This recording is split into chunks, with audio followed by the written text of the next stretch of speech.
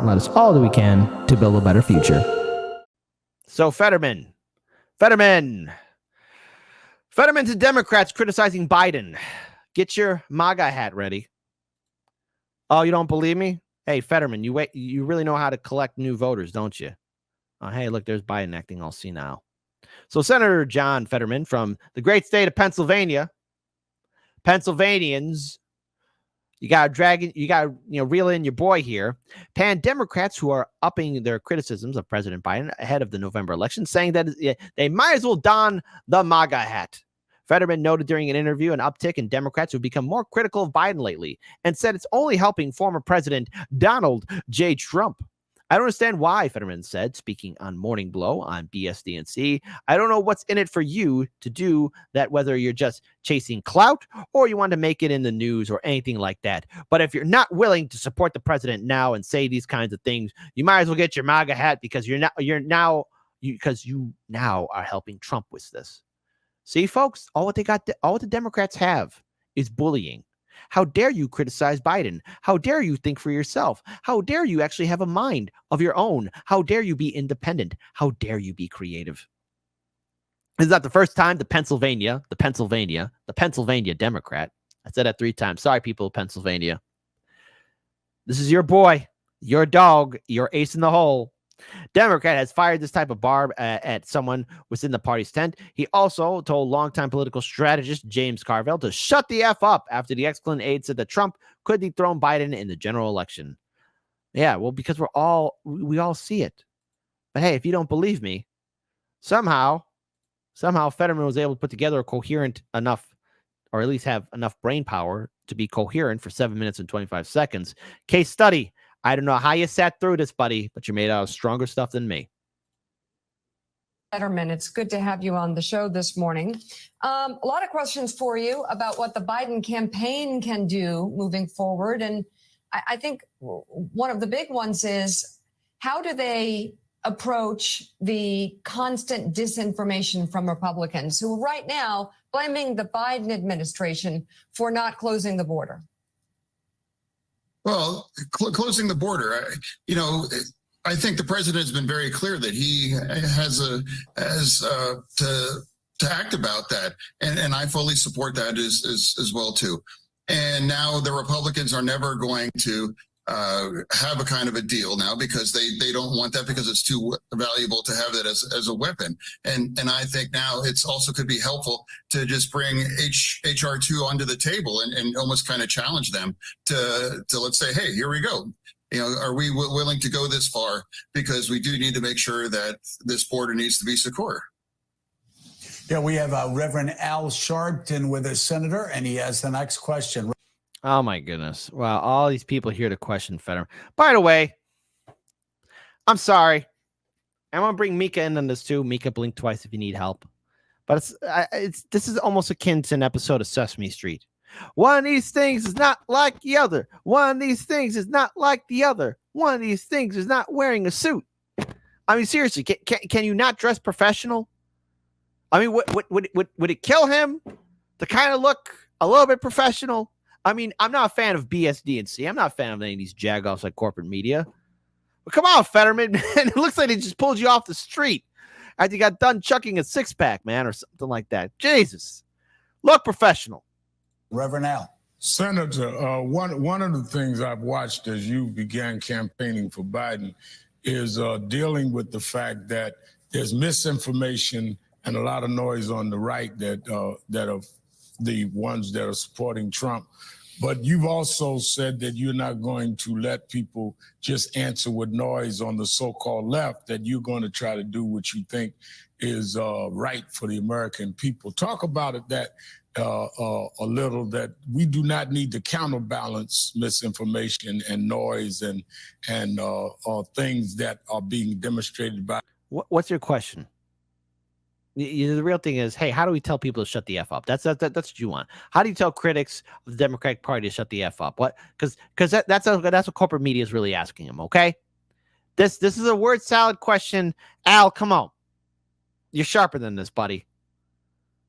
By the zealots on the right, but that we need to define what's good for Americans. I think that's what's good for you, people. Hey, people, How's the economy treating you? Is it doing great? You're doing terrible. The kind of road you're trying to project, and you're taking on so-called progressives, who I call latte liberals, who want a prison. Wait, you call them progressives latte liberal? Not mad. I'm not mad. Oh, vote blue no matter who. I'm so looking forward to all the meltdowns you guys are going to be having, potentially. Because if Trump walks away from all these legal troubles, if Trump has secured himself the Republican nomination, makes it a general election, I'm looking forward to seeing you guys collectively scream and panic. And you know what? I hope to God I'm living rent-free in your head. I hope so. I hope my audience lives rent-free in your head too. Because I encourage my audience. Here's what I encourage you, my audience. Vote however you feel like come election night. If you don't want to vote, fine. If you want to vote independent or third party, fine. The choice is yours. You make that choice. And hell, if you want to vote Democrat or Republican, fine. But don't let any of these people bully you. Because that's all what the vote blue no matter who has. Bully tactics and fear tactics. Imprison you with an ideology rather than deal with what people want to see done in this country. Well, the Republicans are shameless, and they've always been that way. And I don't know why anybody is surprised that now that they have any kind of shame at all. And they're willing to lie. And they're right now. Vance just pointed out that he's lying about the Ukrainian aid, and it's very clear that all of that aid is going right to American companies that produce these kind of munitions as well too. They're willing to carry any water for Trump, and I'm not sure where this kinds of now fetish for Russia ever became as well. But I'm old enough to remember when it used to be the evil empire, and now you have. Oh my God! The Saturday morning cartoon logic, the evil empire. Woogie boogie boogie. It's the Russians. Oh no, they're gonna come and get you. It's the Russians. It's the Russians. It's the Russians. No, you fool. No. That's okay. Hey, it's the evil empire. Even though they got nukes and we got nukes and we're in a conflict in Ukraine that could potentially cause a World War III. But hey, whatever. Have a part of the Republican Party that are willing to stand with them, and they're actually embracing them as well too.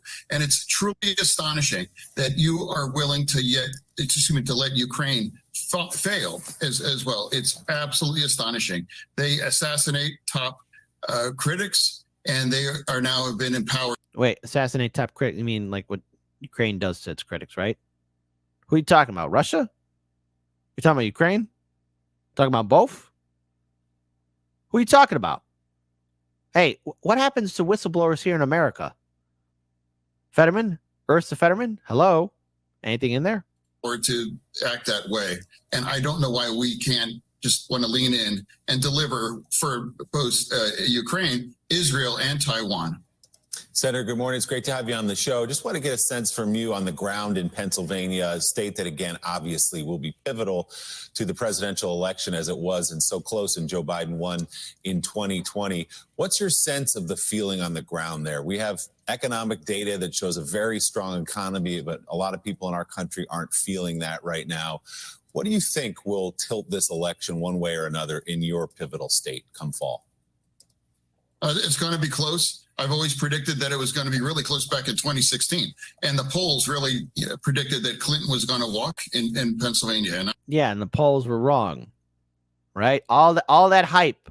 Oh, Clinton's going to beat Trump. I got to tell you, a part of me was snickering and laughing at people as they're like, but everybody said that Hillary's going to win.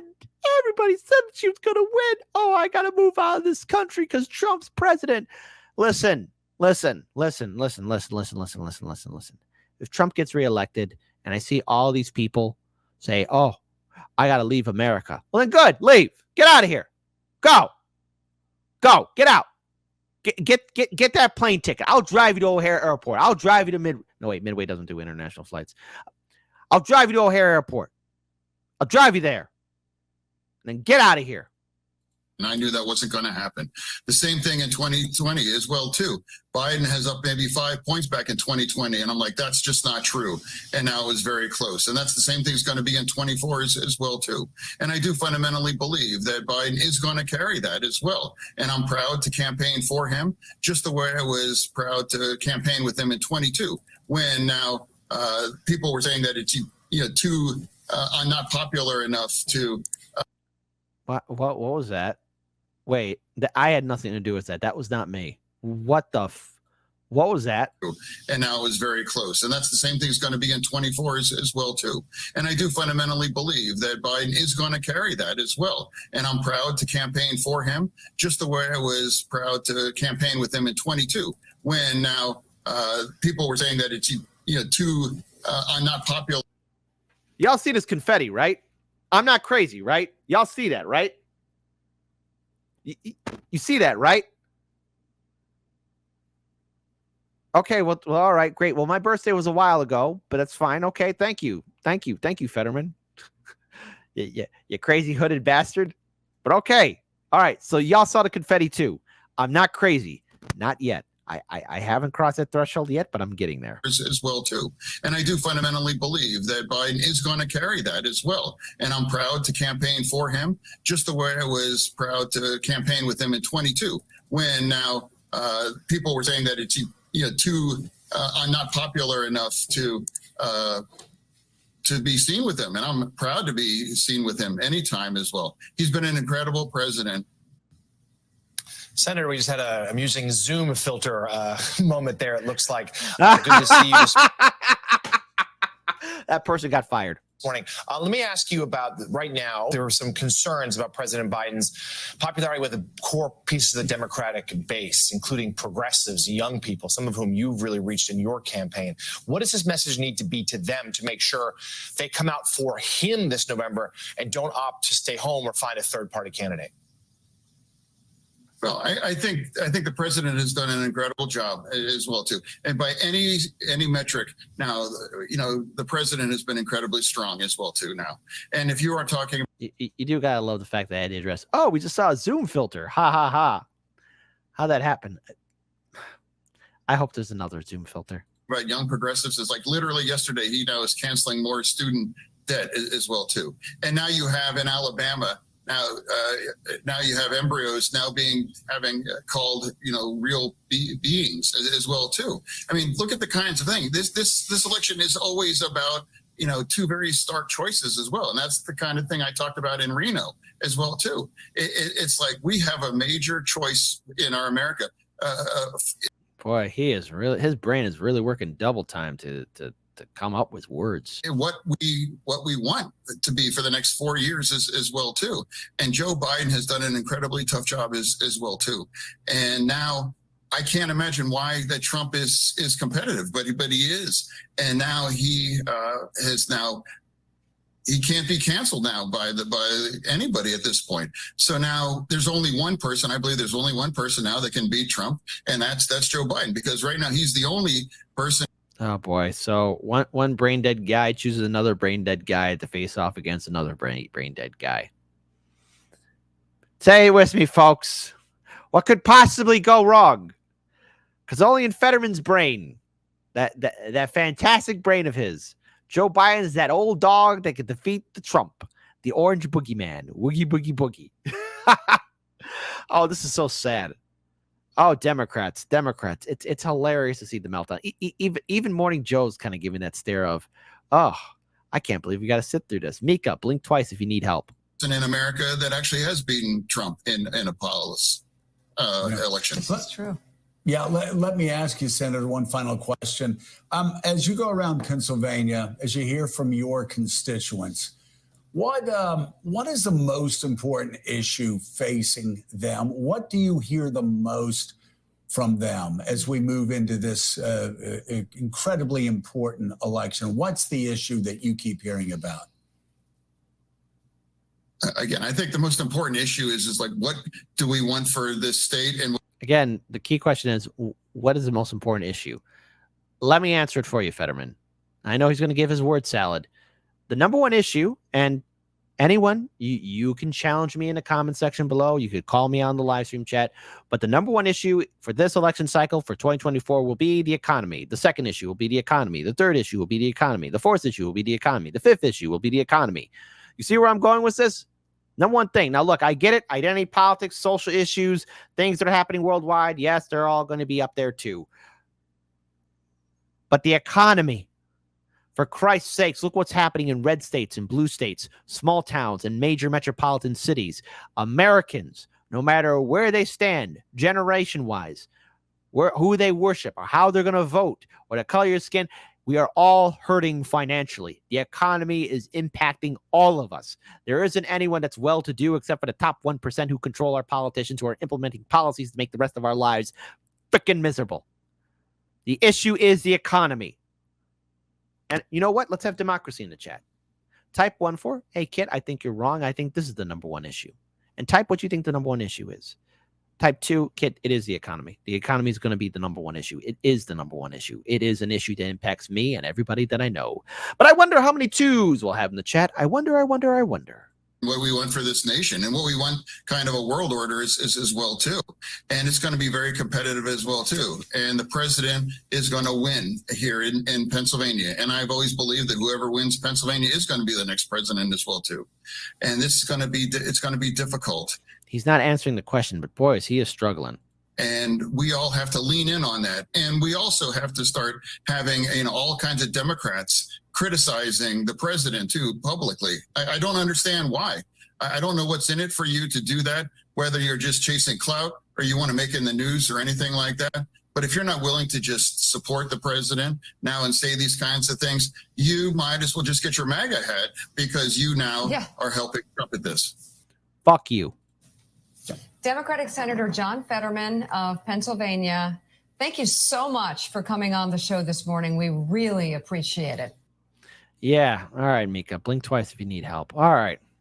So what can we learn from this? What can we learn from this important, very